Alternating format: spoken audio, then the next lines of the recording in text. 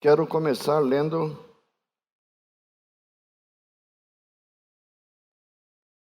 dois textos. Primeiro texto-chave que lemos no início da pregação semana passada. Ele está em 1 Coríntios 13, versículo 11 e 12. Quando eu era menino, falava como menino, sentia como menino, pensava como menino. Quando cheguei a ser homem, desisti das coisas próprias de menino. Porque agora vemos como por espelho, obscuramente, então veremos face a face. Agora conheço em parte, então conhecerei como também sou conhecido. Outro texto está em Efésios, capítulo 4, versículo 13 e 14. Até que todos cheguemos à unidade da fé e do pleno conhecimento do Filho de Deus, à perfeita varonilidade, à medida da estatura da plenitude de Cristo, para que não mais sejamos como meninos, agitados de um lado para o outro e levados ao redor por todo vento de doutrina, pela artimanha dos homens, pelas astúcias com que induzem ao erro. O tema que estou desenvolvendo é sobre o caminho da maturidade e da espiritualidade. Deus quer que nós todos cheguemos à estatura do varão perfeito. A que varão perfeito está se referindo? Acho que não precisa explicar isso. Talvez uma pessoa que nunca leu a Bíblia não sabe que varão é esse. Mas nós sabemos. Qual é esse varão?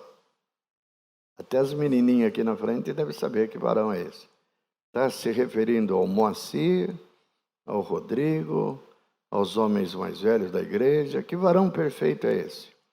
A Paulo, Pedro, João. Quem é esse varão perfeito? Jesus. Se tem uma palavra difícil de entender na Bíblia, é a palavra perfeito. Sede vós perfeito, como é perfeito vosso Pai Celestial. A primeira barreira que encontro, no Moacir, nem vocês não. E certamente vocês não são diferentes. Quando a Bíblia diz, Jesus diz que eu tenho que ser perfeito, como é perfeito meu Pai que está no céu, eu falo o quê? O que você pensa imediatamente? Eu sei que vocês não são diferentes de mim. Se forem, vocês não são desse mundo, não. São ETs, alguma coisa parecida. Quando fala que eu tenho que ser perfeito, como é perfeito meu Pai que está no céu, eu chego à seguinte conclusão: está fazendo um pedido que é impossível de acontecer aqui na terra. Talvez um dia eu seja perfeito lá no céu, mas aqui não. Não é essa a barreira que temos? Por isso que nós precisamos estudar a Bíblia. A perfeição que a Bíblia fala é possível de alcançar aqui na terra e não no céu. Então não faz sentido essa insistência. E o que é ser perfeito? O que é ser igual ao varão perfeito? Por isso que a Bíblia toma cuidado de chamar Jesus de varão. Jesus é visto como varão enquanto ele estava aqui na terra. Ele agora já não é mais varão. Você sabia que ele deixou de ser varão? Continua perfeito, mas não é varão. O varão que está se referindo aqui é o homem Jesus, que nasceu em Belém, filho de José e Maria, concebido por obra do Espírito Santo, cresceu, até 30 anos, a vida dele é uma incógnita, pouco se sabe. poucos registros sobre o que aconteceu na infância dele, na adolescência ou na juventude dele. Ele só aparece aos 30 anos de idade para ser batizado por João. E aí registro passo a passo, dia a dia, dos feitos dele, das ministrações dele, ao longo de 3 anos e meio, até o dia em que ele foi traído por Judas Iscariotes, vendido aos escribas e fariseus e sacerdotes, foi julgado injustamente e condenado por Pôncio Pilato e condenado à morte e morte de cruz.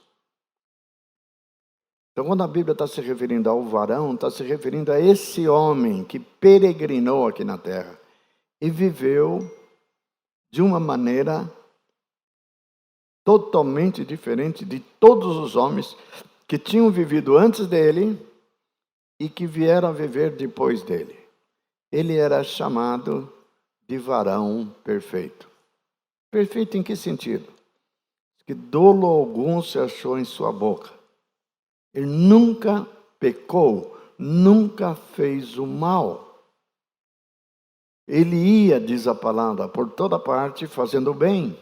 Então, além de ele não fazer o mal, ele vivia diariamente, momento após momento, para fazer o bem. Seu caráter era absolutamente perfeito. Sua conduta, em consequência do seu caráter perfeito, era irrepreensível. A palavra que saía da sua boca só projetava a vida. A palavra que eu vos falo são espírito e são vida. Esse é o varão perfeito. Essa é a estatura dele. Então, quando Paulo escreve para os que ainda não chegaram lá, ele aponta para meninos. Meninos, vocês são meninos ainda. Mas o alvo é que vocês cresçam a tal ponto que cheguem à estatura do varão perfeito. Isso é para acontecer no céu? Resposta: não. O texto deixa claro que é para acontecer aqui na terra. Ele constituiu uns para apóstolos, outros para profetas, outros para evangelistas, outros para pastores e mestres, com vistas ao aperfeiçoamento dos santos, até que todos cheguemos. Então tem uma meta, tem um alvo, é um progresso sim, mas é para chegar lá. Chegar lá onde? No céu? Não.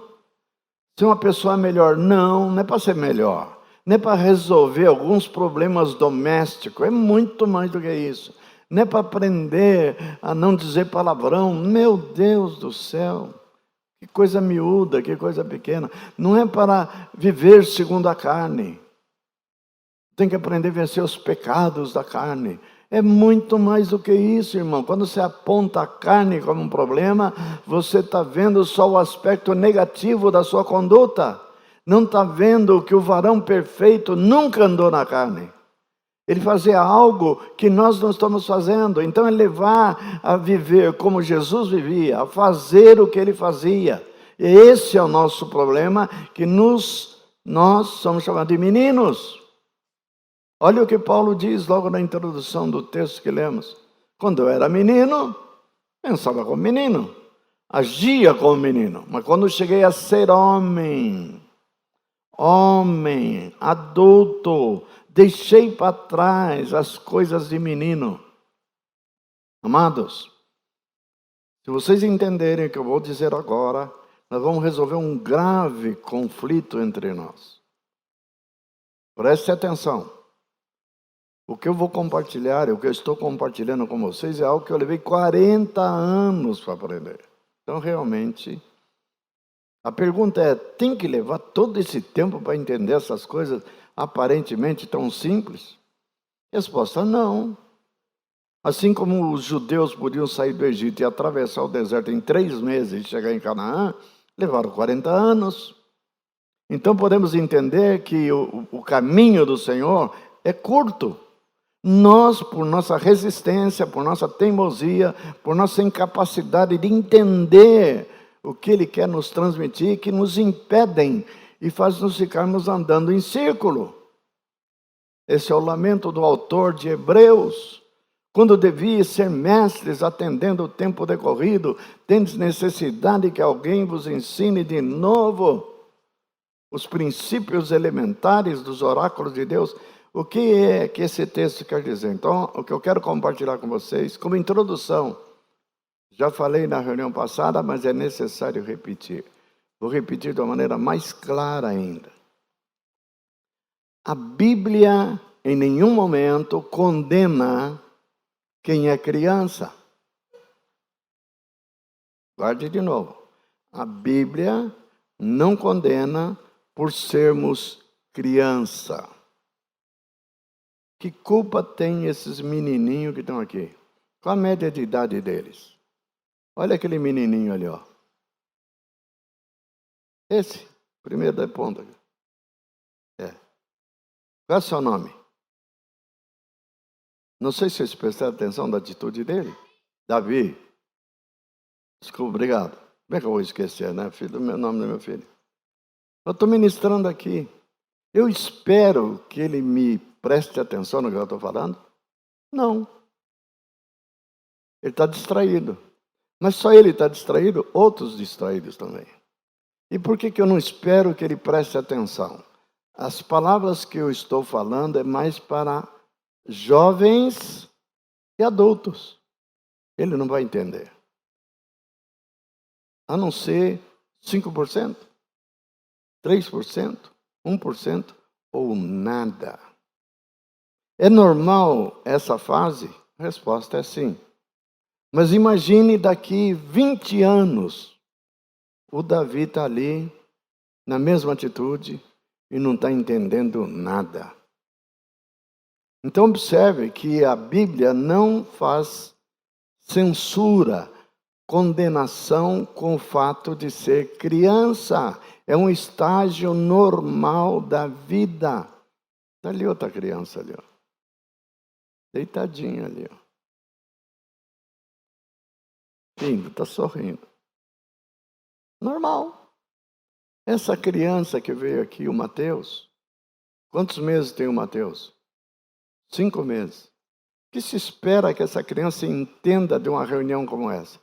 Tanto faz trazer ele aqui, como levar ele no supermercado. Ele vai achar que aqui é mais silêncio, mas no supermercado tem mais burburinho. Ele vai perceber o ambiente, mas em função do barulho, da tranquilidade ou não, mais nada. Está no supermercado ou está aqui não faz diferença nenhuma. Aparentemente, né? Aquele abençoado lá não. Mas ser criança não é ofensivo a Deus. O que ofende a Deus? O que Deus não quer que aconteça? Sabe o que Ele quer que aconteça? E essa é a razão pela qual o Hebreus foi escrito. Ele não quer que aconteça que você, decorrido tempo, passado tempo, e tempo aqui, muito tempo, não é pouco não. Quando que uma criança deixa de ser criança e passa a ser mestre? Ou, levou bastante tempo. Você é professora, né? Quanto tempo, que idade você se formou? 25 anos. Quantos anos ela estudou para chegar a ser professora? Muitos anos. Por que ela não foi professora aos 5 anos de idade? Impossível. E Deus espera isso de nós? Não.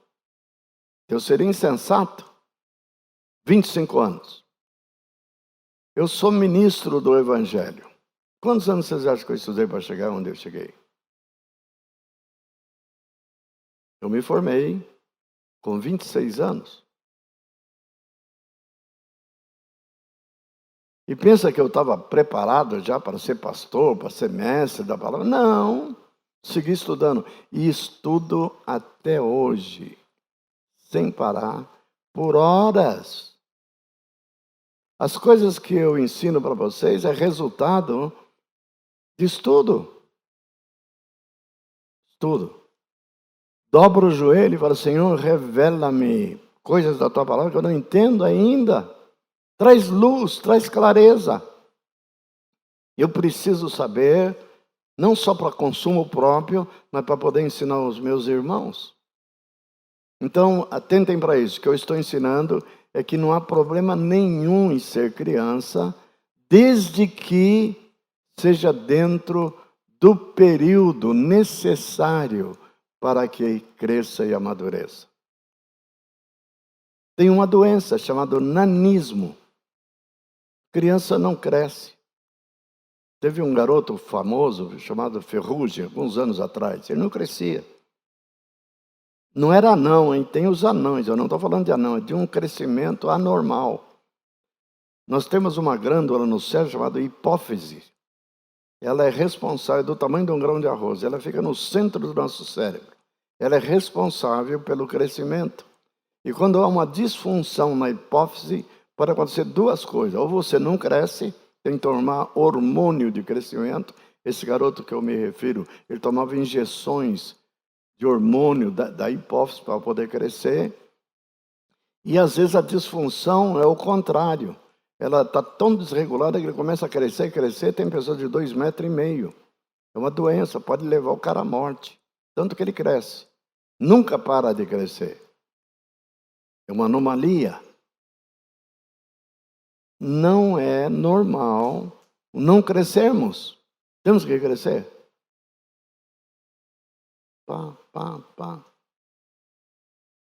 Mas crescer fisicamente, todos nós acompanhamos, vai tudo muito bem. Mas nós descobrimos que o crescimento tem a ver com o tipo de comida que você come, o alimento que se alimenta, que você ingere. O que Deus não tolera. Não há espaço na Bíblia, falei isso e é importante que entendamos. O problema dos coríntios, guardem bem, é que eram crianças em Cristo.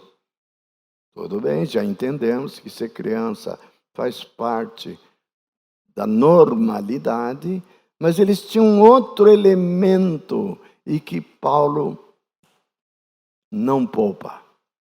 Nem Paulo e nenhum lugar da Bíblia aprova, consente, admite como algo natural.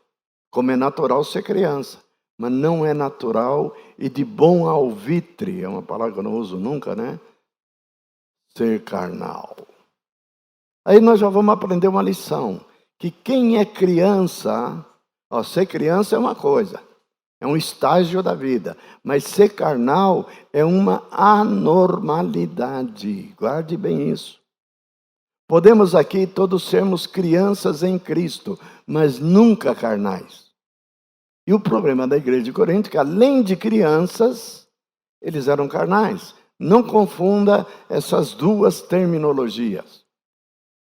Ser criança, ser menino, faz parte da natureza humana. E nós temos que crescer. O que há de errado com a criança é quando, passado 10 anos, 15 anos, eles continuam crianças. E essa tem sido, de um modo geral, não estou focando só essa congregação, a experiência da igreja no Brasil e no mundo.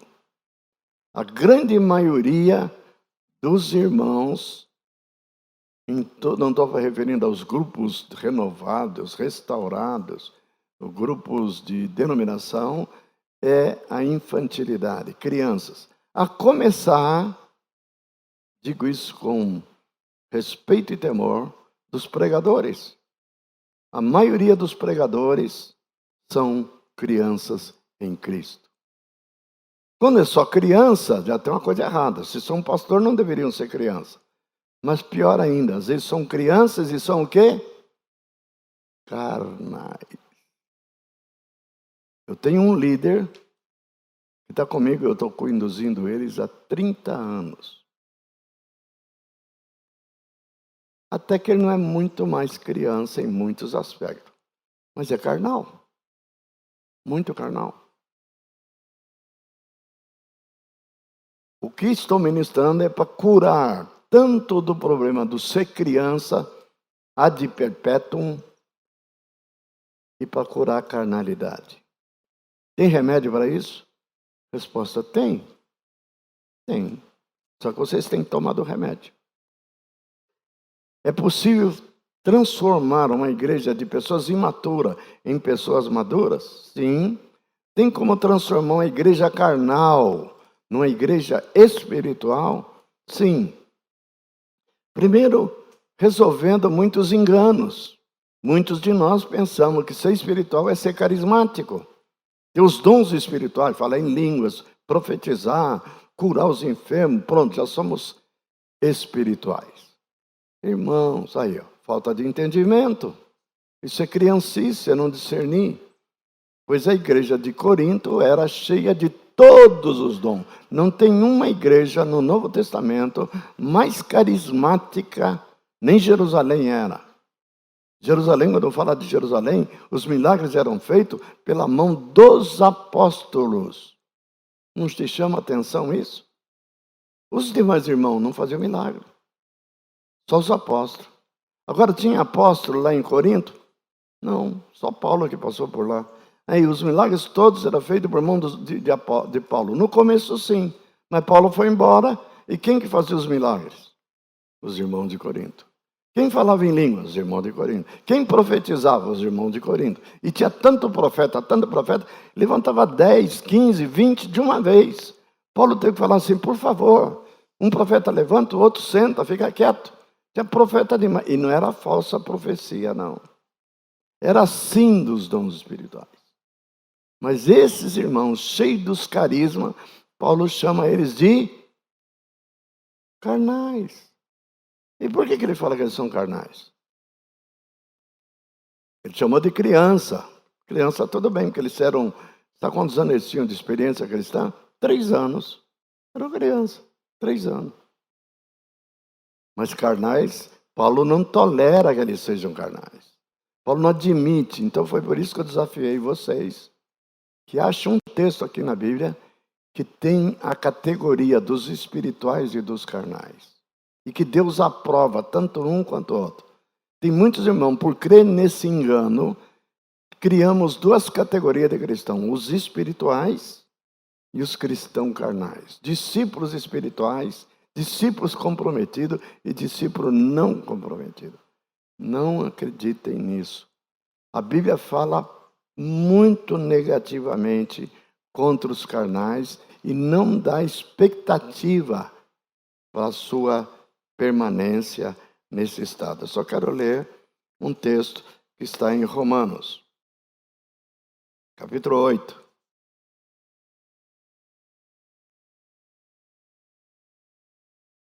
Entendendo isso, vamos entender o cerne da mensagem.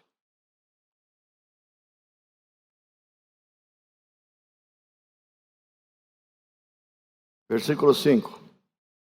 Porque os que se inclinam para a carne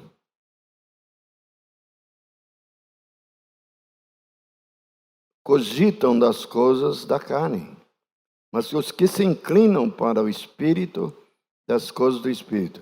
Porque o pendor da carne dá para a morte, mas a do Espírito para a vida e paz.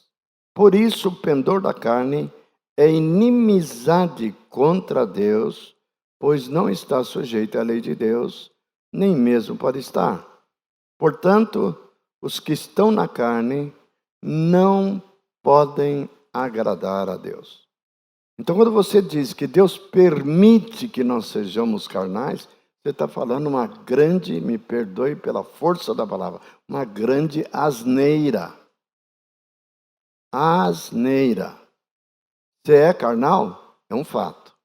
Mas não diga que você está vivendo para Deus e agradando a Deus. Porque quem anda na carne não pode agradar a Deus. Então Deus vai consentir que você seja e continue sendo carnal? A resposta é não. Não. Ele quer que você seja espiritual e não carnal. Ser criança, quem sabe, ainda você está dentro da normalidade. Mas carnal não. Por que ser carnal é ruim? Você não faz nada que Deus quer. Você faz só o que você quer. Você vive segundo o mundo. Você vive segundo o homem. Você vive segundo a carne. E os que estão na carne, que andam segundo a carne, não podem agradar a Deus. Repita comigo, agora em voz alta.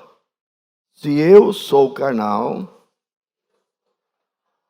eu não agrado a Deus. Deus quer que eu mude essa minha condição. Vamos repetir de novo? Se eu ainda sou carnal, eu não agrado a Deus. E Deus quer que eu mude imediatamente essa minha condição.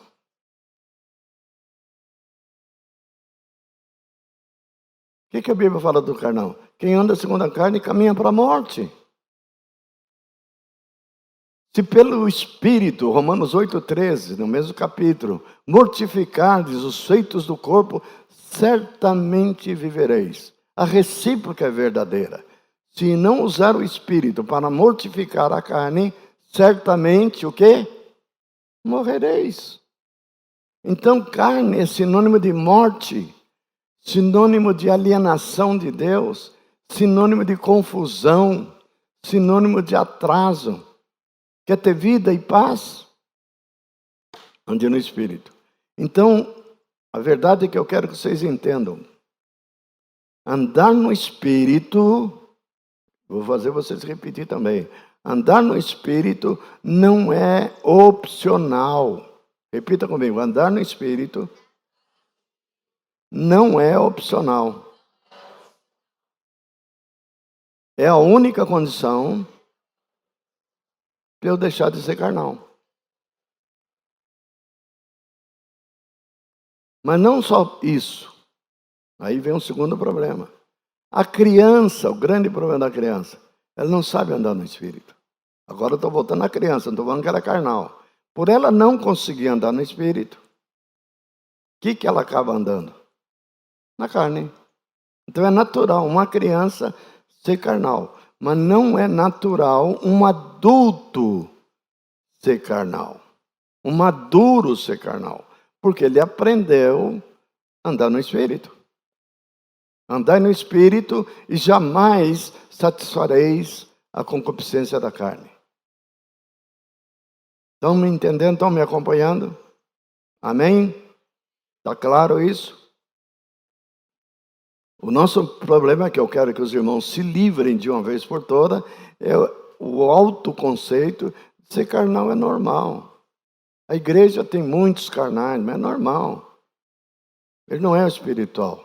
Nós não sabemos por que ele não é espiritual. Tem a ver com decisões nossas. Os que se inclinam. Quem que inclina? Moacir. Quem se inclina? Você. Você se inclina para o espírito ou você se inclina para a carne? O que faz o testemunho do Mateus fazer-nos ficar felizes e contentes? Quando ele está na Europa, ele saiu do contexto da família, saiu do contexto da igreja, e ele inclinou para que lado? É só ver o testemunho dele. Ninguém duvida que o testemunho dele é verdadeiro. Se inclinou para o Espírito. Ele viveu segundo a carne? Não. Não quer dizer que ele não errou, não escorregou, mas quem é espiritual, quando erra, prontamente ele faz algo. O que ele faz? Senhor, errei, pequei, pisei na bola, me perdoe. Se ele ofendeu um irmão, ele procura aquele irmão e se retrata e reconcilia com ele, prontamente. Isso é ser espiritual.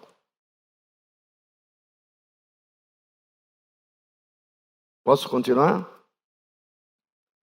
Eu cheguei até o ponto de falar das características, não vou repetir, gostaria até de repetir, mas leio em casa.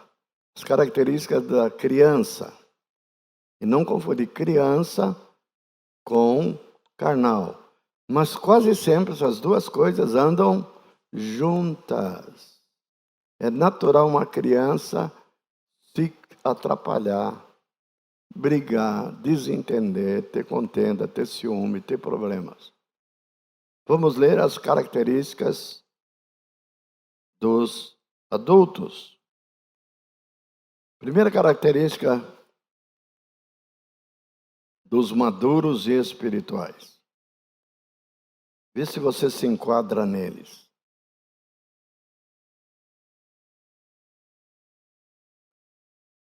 para vocês não ficarem pesados, quero dizer para vocês que eu estou caminhando no caminho do Senhor desde a minha adolescência.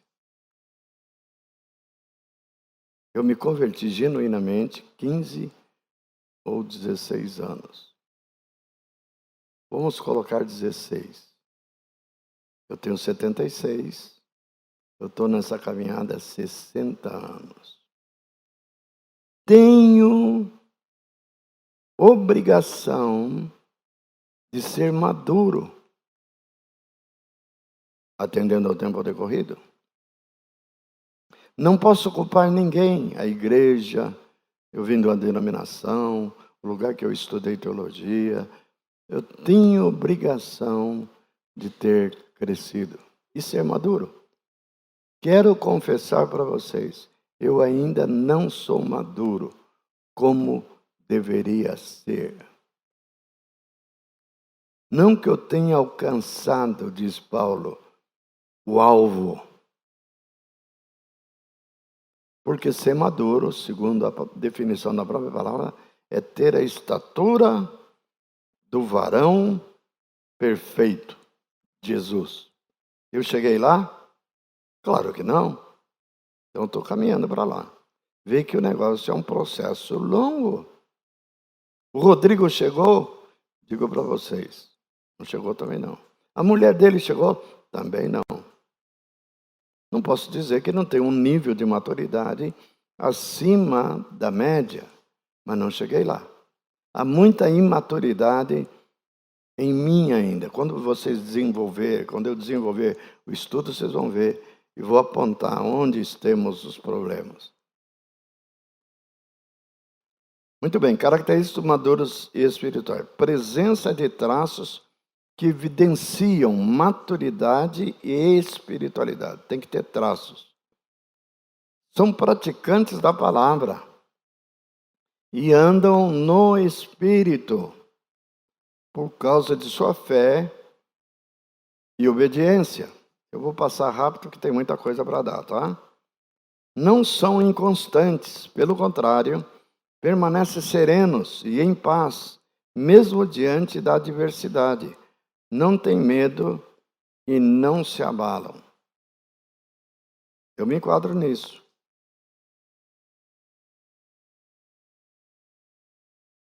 Você teria medo, um bandido, de botar um Magnum 357 na cabeça, pronto para puxar o gatilho? Vocês sabem que eu não fiquei com medo.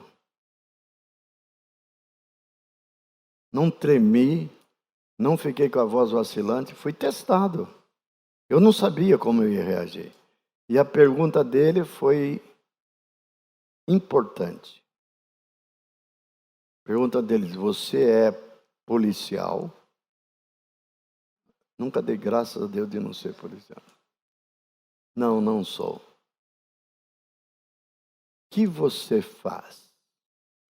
Vamos aqui, assim. Quer dizer, essa posição, sabe que posição é essa? De tiro. Na têmpora aqui. Magnum 357 é um dos revólveres mais violentos que tem. É pior do que o 45. Já tem um filme aí do Clint Eastwood, o Magnum 357. É um revólver, um cano dessa grossura. Ele estava com um desse. Não sei onde aquele garoto de 20 anos de idade com um Magnum na mão. Aí ele diz assim, e os outros dois do lado assim, olhando, sem arma. E eu era para estar assim, né? Não.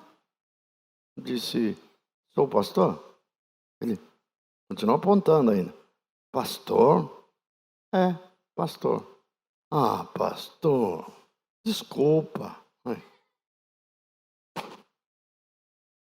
Não queríamos assaltá-lo. Faltou pouco, mordi a língua para não falar. Falei, então não assalta. Não falei. Estava muito tranquilo. Quando ele falou assim, você é pastor, ele pediu desculpa. Que foi que eu senti? Eu estou falando agora de sentimento. Ufa, estou em casa. Estou com o mesmo bandido, mesma arma. Estou em casa. Ele não vai me fazer mal nenhum, a não ser levar meu carro, como levou. E o carro, qual é o problema? Agora, se eu sou imaturo e sou apegado àquele carro, o que vai acontecer comigo? Meu mundo acaba. Não, quer levar o carro que ele leve, entendeu? Tá vendo? É nessas horas que a sua maturidade, a sua fé, sua confiança em Deus vai ser provada. Não só tudo correu bem, como no meio do caminho ele falou assim, pastor, você pode orar pela gente? Coisa estranha. Vocês não acreditam o que eu falei para ele. E para falar o que eu falei, tem que ter coragem. Eu estava tão à vontade. Na primeira que ele parou de apontar para a minha barriga. Ele estava atrás de um banco comigo. Tinha pedido o meu relógio. Eu dei o relógio para ele. Aí, daqui a pouco, ele devolveu o relógio. Não vou levar o teu relógio. Não pegaram a minha carteira. Normalmente, eles pedem a carteira, pegam o cartão de crédito, vai lá no banco sacar dinheiro. Nada disso. Só queremos o seu carro. Falei, tudo bem. Pode levar. Os tempos estão difíceis, né? Falei para ele. Dei razão para ele. Coisa está feia. Ele falou, pô, o pastor é bonzinho mesmo. Aí, pastor, você pode orar pela gente? Das duas, ele estava me testando para saber se eu era pastor mesmo. Se eu não fosse, eu não ia conseguir orar. Mas ele tinha um bom motivo para pedir para eu orar. Sabe o que é? Foi uma pergunta que eu fiz para ele. Vocês, por acaso, conhecem o Evangelho? Ele, timidamente, o que estava com a arma, olhou bem para mim e disse, pastor, nós somos desviados. Filho de crente, frequentar a igreja, escola dominical, tudo estão lá roubando. Por isso que ele estranhou que eu fosse pastor. Botou eles em xeque. Ore pela gente. Aí eu orei. Antes de orar, eu dei nos dedos. Falei, querido, como é que eu vou orar por vocês, para Deus abençoar vocês andando nesse caminho de bandido aí? É assim. Ousadia, né? Vou pedir o quê? Me diga o que eu vou pedir. Ficaram mudos. Tá bom, já sei o que eu vou pedir. Mordi a língua para não falar. Vou pedir para vocês serem presos o mais rápido possível. Não falei, mas pensei. Falei, Senhor, guarda-os. Antes de orar, eu falei, o risco de vocês é serem baleados, ser presos, entendeu? Vocês continuam nessa vida, saiam dessa vida. Essa vida não tem um final feliz. Tranquilo. O Rodrigo já foi assaltado também. Levaram ele no banco, né, Rodrigo? Sabe o que é isso? Mas manter a paz, manter a tranquilidade, manter o equilíbrio emocional, saber conversar, não se assustar. Você vai morrer agora. Vou te matar.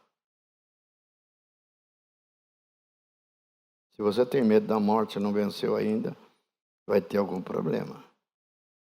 São praticantes da palavra e andam no Espírito por causa da sua fé e obediência. Terceiro, não são inconstantes, pelo contrário, permanecem serenos e em paz, mesmo diante da adversidade, não tem medo e não se abalam. Eu acabei de dar o testemunho. Não são ansiosos e nem ficam deprimidos em nenhuma circunstância, porque aprendem a levar suas dores e suas cargas ao Senhor. Essa é a ordem. Não andeis ansiosos de coisa alguma. Em tudo fazei conhecidos diante de Deus as vossas petições pela oração, pela súplica. Então não é normal. Quando eu falo isso, alguns ficam, mas você não está sendo realista. Não é normal um cristão ser ansioso, mesmo diante da adversidade. Não é normal, menos ainda, ficar deprimido. Depressão é sinônimo de infantilidade e falta de fé. Não é normal para o cristão maduro. Eu só tenho que fazer essa correção. Maduro venceu essas coisas, aprendeu a superar. Leva a palavra do Senhor a sério. No seu coração há temor e procura demonstrar seu amor e afeto através da obediência por meio do Espírito Santo, são cheios de discernimento espiritual, são homens sábios e não o oposto, estultos, ignorantes. Aprendeu através da cruz de Cristo e do Espírito Santo a mortificar a carne, as obras da carne, com suas paixões e concupiscências. A sua motivação é agradar ao Senhor. Romanos 8:13 e Gálatas 5:16 e 17. Andai no Espírito, diz Paulo em Gálatas, e jamais, essa palavra é forte demais, jamais satisfareis a concupiscência da carne. Da carne concupiscente a carne que eu tenho é a mesma que você tem. Tem concupiscência, está assim de concupiscência. Quem que mortifica? Deus não manda Moacir mortificar a carne. Fala para eu deixar o Espírito mortificar. Então, se eu apelo para o Espírito, ele atuando em mim, ele cuida da minha carne. Ela é mortificada, ela é morta. Próximo. Mais um quadro. Oitavo, é um homem de intensa intimidade e comunhão com Deus, através da oração, através do estudo da palavra e do andar do Espírito Santo. Nono, tem profunda revelação de quem é Jesus e o ama acima de todas as coisas e aprendeu a desprezar este mundo, porque sabe que é peregrino e forasteiro nesta terra, não é apegado aos bens materiais e nem busca a ser rico e poderoso. Já vi irmãos dessa congregação pegar para mim e dizer: vou mudar de cidade, vou deixar a igreja daqui, porque vou atrás de melhores condições para a minha família, melhores condições. Soa bem, né? Aí eu pergunto: você já pensou na igreja que você vai vincular nessa cidade? Não. Eles não vão saber, não vão imaginar a resposta que ele deu. Isso não é o mais importante. E que eu pensei com meus botões? Vai quebrar a cara, vai ter problema. Outros já me disseram: eu quero ficar rico. 2 dessa congregação disseram para mim: eu quero trabalhar para ficar rico. Ignorando uma palavra que está escrita aqui. Paulo escreveu a Timóteo que muitos que querem ficar ricos caem em astutas ciladas. Astutas ciladas e vêm a naufragar na fé. Esses 2 que falaram em ficar ricos estão desviados da igreja. E o pior, ficaram ricos, perderam a família, um separou da mulher e outro perdeu os filhos. É vantagem ficar rico. Cuidado, nossa riqueza não é de bens nessa terra. Tendo o que comer e o que vestir, estejamos contentes. Eu sou rico, muito rico. Li essa semana uma estatística fantástica, distribuí para alguns irmãos,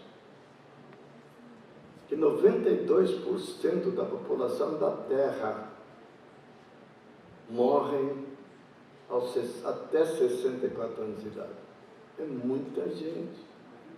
Aí fala que esses 8%, eu estou incluído nos 8%, pode levantar a mão para o céu. Especialmente se tiver uma casa, tem comida na mesa, tem saúde, tem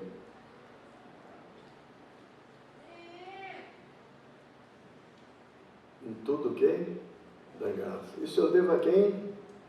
Ao meu Senhor Deus. Morreu 64 anos, 92, poucos sabem disso.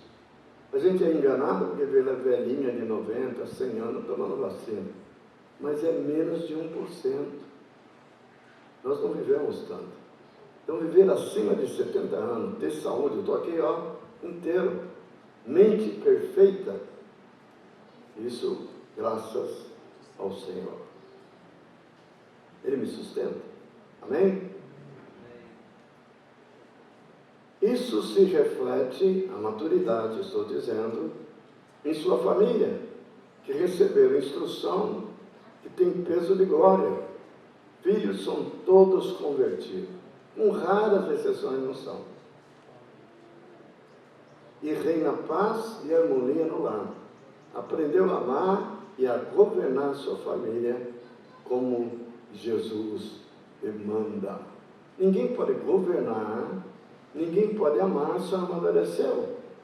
Ninguém pode dar aquilo que não tem, não é conceito, não é doutrina, é vivência.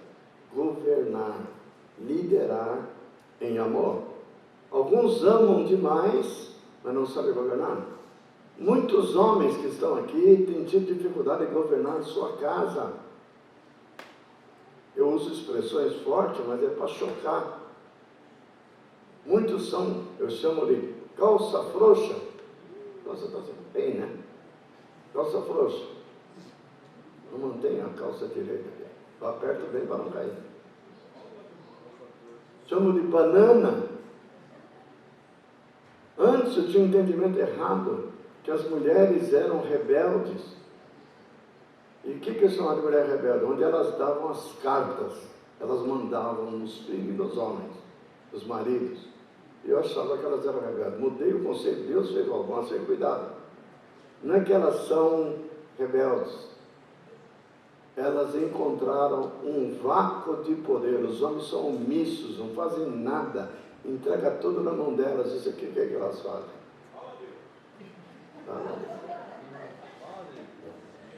São homens frouxos, omissos. E tem exemplo na Bíblia. Davi fracassou na criação dos seus filhos. E ele era um guerreiro famoso, dá a impressão que era um baita do machão, né? Era machão no campo de batalha, em casa ele era frouxo. Os filhos faziam gato e sapato. Incesto, assassinato, traição, rebelião. Perdeu vários filhos. Aí você vai para Samuel. Pá, Samuel é um profeta. Depois de Moisés, o segundo é um profeta. Deus chama os filhos dele de execráveis. Eli, sumo sacerdote. Os dois filhos dele, sacerdotes também, pecaram tão grosseiramente, tão gravemente, pecaram contra a congregação. Eles eram casados e saíam com mulheres da congregação, adulterando, e comiam, traziam uma oferta. Quando passava um pernil que ele gostava, antes de oferecer em sacrifício, ele dizia: esse aqui é meu, e tirava do ofertante. É grosseiro pecado contra Deus. E o pai dele, sabendo disso tudo, Eli, o que ele fez? Nada, era um pai bonzinho, bonachão. E o pai dele disse assim: meus filhos, o que é que eu tenho ouvido da parte do povo a respeito da conduta de vocês? Que eu tenho ouvido. Não está escrito, mas eu sei a resposta dos filhos. Sabe o que os filhos falaram? Pai, você vai atrás do que esse povo fala? Fofoca, papai. E o que o pai fez? Tá bom, meus filhos, acredito mais em vocês do que no povo. Deus teve que interferir. Deus interferiu e falou assim: olha, que negócio é esse, Eli? Deixar os seus filhos fazer essa barbaridade e você não faz nada? Aí acho que o Eli se deu conta, quis levantar a cabeça. Deus falou: não, agora seu tempo passou. Eu decidi matar os seus filhos. Vocês já pararam para pensar que muitos filhos morrem, você não sabe disso, prematuramente, como disciplina do Senhor, Não só para o filho, mas para os pais. O dia que eu entendi isso, eu fiquei com temor, meu temor aumentou. Se Deus quer tratar de você, sacrifício, mata o filho. Ah, para nós é terrível isso, né? E é terrível mesmo. Para Deus não. Está escrito em Jeremias 15, então você não lê a Bíblia. Desfilhei os seus filhos. O número de suas viúvas aumentaram como as areias do mar. E nem assim vocês se arrependeram. Desfilhei os seus filhos, cirandeios. Então Deus toca nos filhos. Eu vi isso como pastor há 50 anos que sou, acontecer na igreja mais de 20 vezes. Os filhos ser tocados. Com câncer para morrer.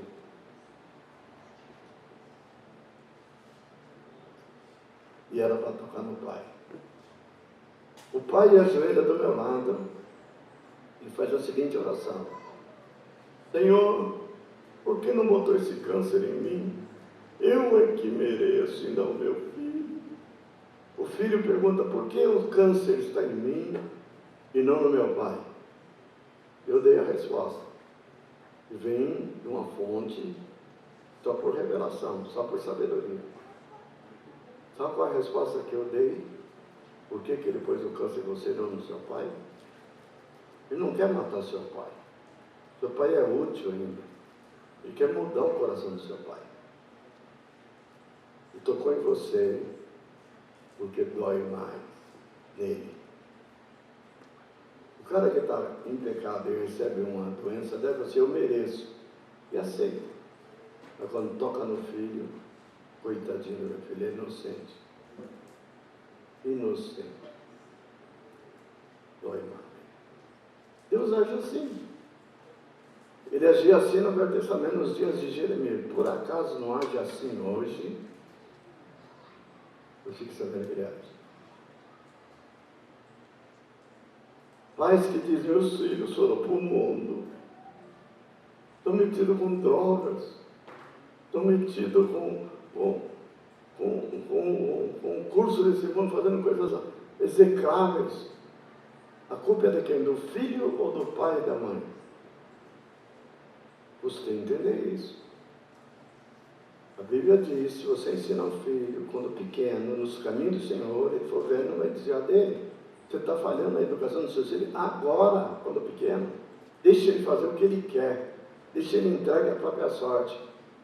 A Bíblia manda você usar a vara toda vez que ele desobedece e você se nega a fazê-lo. Fica falando assim, aqui na igreja. O grande teste que eu faço para saber se o pai está educando, o pai e a mãe educando bem seus filhos, é tão simples. Vai ter um filho de 3 anos, vou chamar teu filho aqui. Já vi. Filhinho, vem aqui com o papai.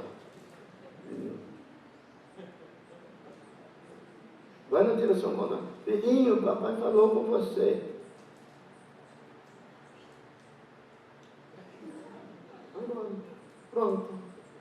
Autoridade, zero. Meus filhos, não é para me exaltar, era tolerância zero com respeito à obediência. E aprendi 3 coisas. Obedecer imediatamente, obedecer completamente, ele pode obedecer em parte, completamente, a ordem foi dada, e por último, talvez o mais difícil, obedecer alegremente. Não pode fazer cara feia. Seguir essa regra desde pequeno. Tem que sorrir. Fazer de boa vontade. Não quero. Come aí, meu filho. Come, filhinho. Eu vou te dar na boquinha. Aqui está na boquinha o quê? Coma. Ah, não quero comer. No princípio eu corrigia. Não quer comer, vai ser corrigido. Aprendi que nem precisa corrigir. Não quer comer? Tudo bem. Tira o prato. Sai da mesa. Agora. Deixa ele sem comida. Ah, mas deixa para beber. Normalmente as mulheres são um problema. As mães são um problema. Então, coitadinho, vai ficar assim, não quer comer, não está com fome. A gente come quando está com fome, vai comer. Aí não é para dar nada entre uma refeição, nada, maçã, bolachinha, iogurtezinho, nada, não dá nada. Chega a hora da outra refeição. Qual prato que ele vai comer? O mesmo. Que ele diz que não gosta de macarrão. Pois você vai comer tudo que nós comemos vai comer.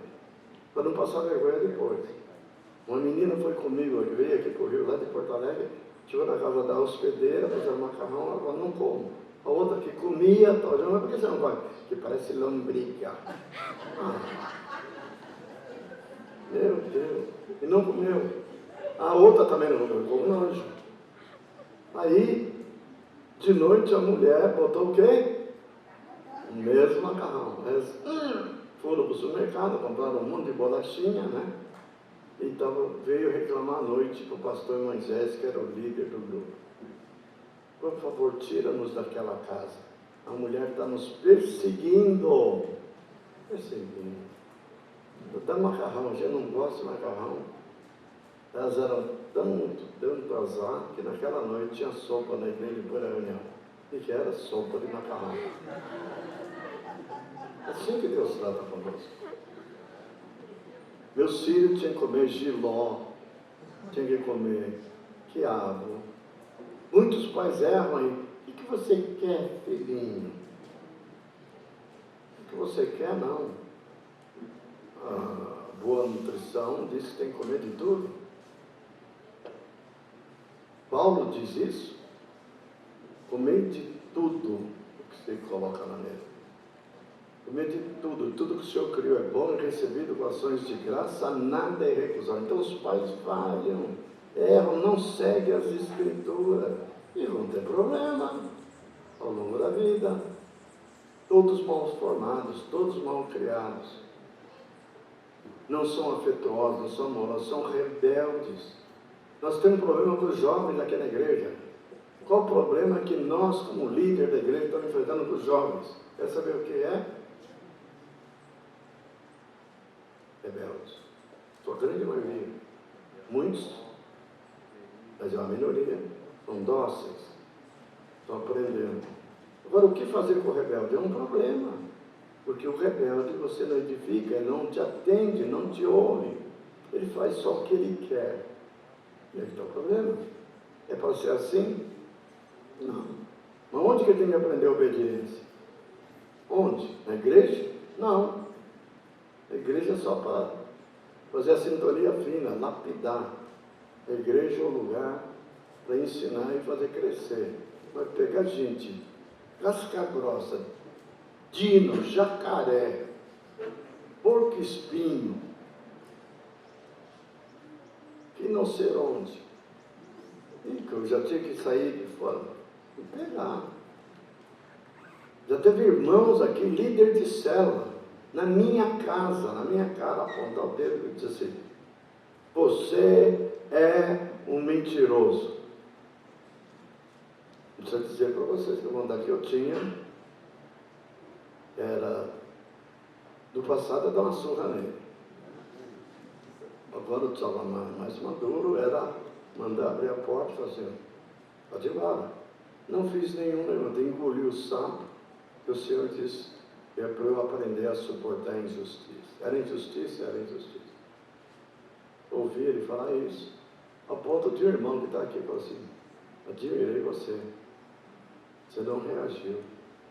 Tive atitude que Jesus mandou ter. E ele estava falando uma calúnia, eu tinha elementos e prova de que ele estava equivocado. Cadê esse irmão? Prosperou, está bem, foi embora. Ele não queria se submeter, não queria aceitar a direção que dávamos para ele. A Bíblia me apoia na seguinte frase, João, eles se foram porque não eram dos nossos. Se fosse dos nossos, teriam permanecido conosco. Foi embora? Foi embora. Não se adaptaram, não se adaptaram. Eu falava aqui para o Télio, vamos fazer um exame de consciência. Estamos ensinando aquilo que Deus quer que ensine? Estamos fazendo exigências absurdas? Será que eu falei alguma asneira aqui? Será que as demandas que estão sendo feitas não procedem do Senhor, não procedem da sua palavra? Então, em face disso,